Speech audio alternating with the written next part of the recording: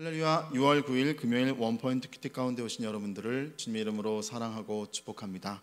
오늘 하나님께서 우리에게 주신 말씀은 고린도전서 15장 50절에서 58절까지의 말씀입니다. 고린도전서 15장 50절에서 58절까지의 말씀 다 같이 한 목소리로 읽도록 하겠습니다. 형제들아, 내가 이것을 말하노니 혈과 육은 하나님 나라를 이어받을 수 없고 또한 썩는 것은 썩지 아니하는 것을 유업으로 받지 못하느니라.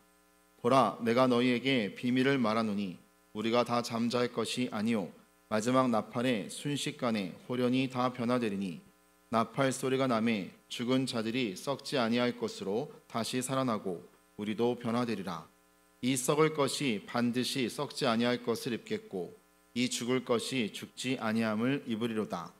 이 썩을 것이 썩지 아니함을 입고 이 죽을 것이 죽지 아니함을 입을 때에는 사망을 삼키고 이기리라고 기록된 말씀이 이루어지리라. 사망아, 너의 승리가 어디 있느냐? 사망아, 내가 쏘는 것이 어디 있느냐?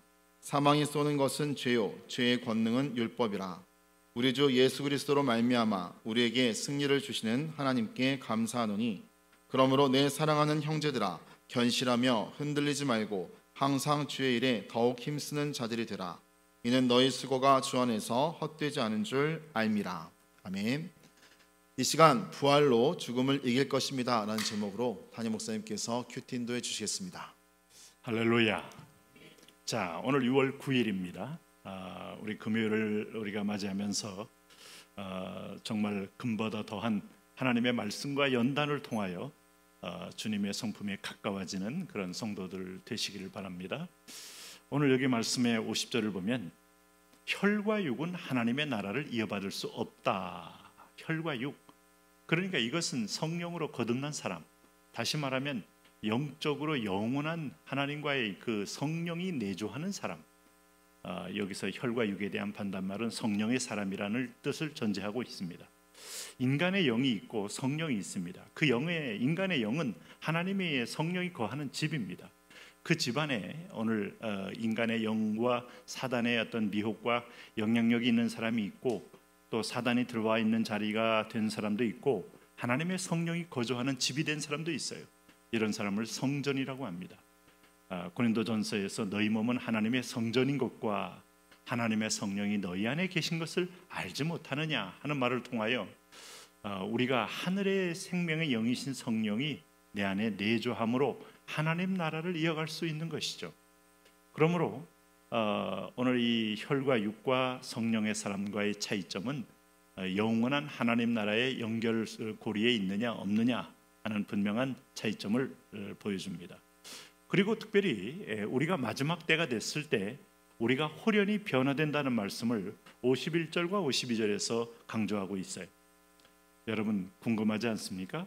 오늘 보라, 내가 너희에게 비밀을 말하노니, 이 세메이온이라는 이 비밀, 우리가 지금까지 본질상 진노의 자식이고 죄성이 있는 죄인으로서 뭘 해도 이 몸을 벗어날 수가 없어요. 우리가 하나님께 연단을 받아도 역시 내 속에서 나오는 이 육체의 소욕은 완전히 제거가 될 수 없어요. 소욕을 이기는 것이지, 소유를 뿌리를 뽑아도 또 어느덧 마귀가 불어놓은 이 가라지가 와서 뿌리를 내려서 내 마음밭을 황폐하게 만듭니다. 그래서 늘 죄와 싸우는 게 평생의 과업입니다.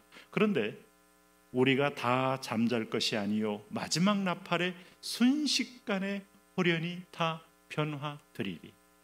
이 마지막 날은 오늘 주님이 재림하시는 천사장들의 장엄한 나팔 소리와 함께 주님이 오실 때 우리가 일제히 놀랍게도 변화될 것이다 하는 약속의 말씀을 주는 거예요.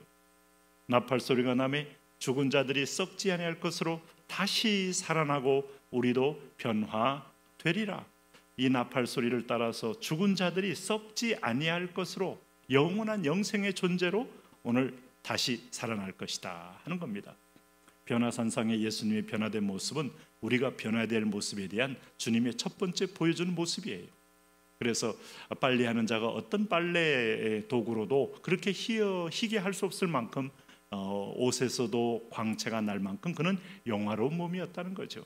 너무 영화롭기 때문에 베드로와 야고보와 요한은 좀 두려워했습니다마는 그러나 주님이 우리 앞에서 육체를 입고 100% 인간의 몸으로 오신 주님께서 앞으로 어떻게 변화될 것인가를 우리 앞에 직접 보여주는 겁니다. 이것이 바로 오늘 주님이 재림하는 날에 홀연히 변화될 것이다.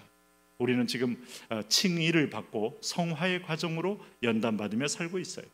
그러나 마지막에 하나님께서 영화롭게 만드는 날이 반드시 온다라고 얘기해주고 있습니다. 이때에 우리의 몸은 어떤 몸이냐? 53절 이렇게 말합니다. 이 썩을 것이 썩지 아니할 것을 입는다. 또 이 죽을 것이 죽지 아니함을 입는다. 영생의 영생체로 완전히 거듭난다는 거예요. 그리고 이 썩을 것이 썩지 아니함을 입고 이 죽을 것이 죽지 아니함을 입을 때에는 사망을 삼키고 이기리라고 기록된 말씀이 이루어지리라. 사망의 세력, 우리가 점점 피부가 노화되어 가고 또 눈도 흐려가고 또 골도 여러분 골다공증이 생겨가면서 점점 무너져가는 장막집을 살고 있잖아요. 이 세상의 모든 것은 다 죽음을 향하여 가고 있는 존재입니다. 건물도 죽고 있어요. 감가상각이라는 거 하지 않습니까? 시멘트 건물이 100년, 200년 되면 그 안에는 철근도 녹아 서서히 무너질 준비하고 있는 거고 콘크리트도 다 부식되어서 떨어져 나가는 겁니다. 이런 죽음이 지배하는 세상 속에 오늘 썩지 아니할 것을 입고 죽지 아니함을 입는 존재, 이게 바로 오늘 홀연히 그분이 재림하는 바로 그 날이다 라고 말씀하고 있는 거예요. 이렇게 된 이유는 오늘 주님이 사망을 이긴과 동시에 오늘 그리스도를 품은 자는 사망 권세를 이기는 겁니다. 오늘 우리가 썩지 않을 것이 썩을 것을 이기는 겁니다. 욕된 것이 오늘 영광스러운 것이 인간의 죄로 인한 욕된 것을 이기는 겁니다. 그래서 오늘 52절에 이렇게 말합니다. 우리는 사망을 삼키고 이기리라고 기록된 말씀이 이루어지는데, 사망아 너의 승리가 어디 있느냐? 사망아 내가 쏘는 것이 어디 있느냐? 이 쏜다는 말은요, 이게 원래 켄트론이라는 말은 이게 전갈이 독침같이 딱 쏘면서 치명적으로 독을 우리 몸에 번지게 해서 마비되어 죽게 하는 걸 말합니다. 그런데 그 사망의 세력이 아무리 이리저리 우리를 사망으로 이끌려고 쏘아도 이미 우리가 홀연히 주님이 오시는 날에 완전히 사망을 삼키는 세력이기 때문에 사망이 생명의 삼키운 바 되어 더 이상 사망이 왕노릇 불가능하다 이 말입니다. 그러므로 여러분 56절 보세요. 사망이 쏘는 것은 죄요, 죄의 권능은 율법이라. 사망의 세력은 어디서 노는가? 율법 아래서 놉니다. 율법의 심판은 여러분, 사망은 죄의 삭은 사망이기 때문에 율법을 이루어가기 위해서 사망의 세력은 활동합니다. 그러나 그 율법이 오늘 저와 여러분에게는 적용되지 않습니다. 왜? 사망의 세력의 모든 사망과 죽음을 한꺼번에 당하신 분이 예수님이시기 때문에, 소위 대신 당하셨다는 말입니다. 그러므로 일사부재입니다. 우리가 한번 당한 저주와 심판에 대해서 하나님은 또 하지 않습니다.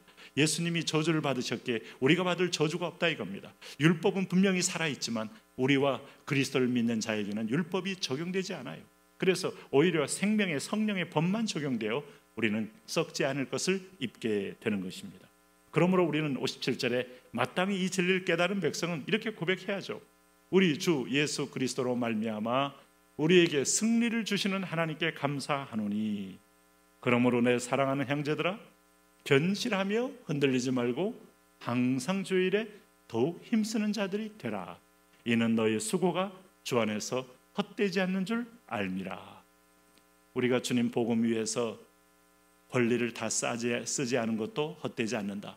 복음 때문에 고난을 자취하는 것도 헛되지 않는다. 복음 때문에 내가 낮은 자가 되고 욕먹는 자가 되고 오늘 피해자가 되는 것도 결코 헛되지 않는다. 왜? 영원한 나라가 곧 다가오고 이것은 잠깐 지나가는 안개 속에서 우리가 고난당한들 영원한 나라에서 결코 고난이 이어지지 않습니다. 영광스러운 상급으로 보상해 줄 것이기 때문에 오늘 내 사랑하는 형제들아, 견실하며 흔들리지 말고 이 부활신앙, 이 부활에 대한 소망, 아브라함처럼 이 소망이 생기면 아들 이삭도 바칠 수 있는 거죠. 오늘 우리가 리빙스턴처럼 이 부활의 소망이 생기면 우리가 죽음의 정글까지도 내 몸을 던질 수가 있는 것이죠.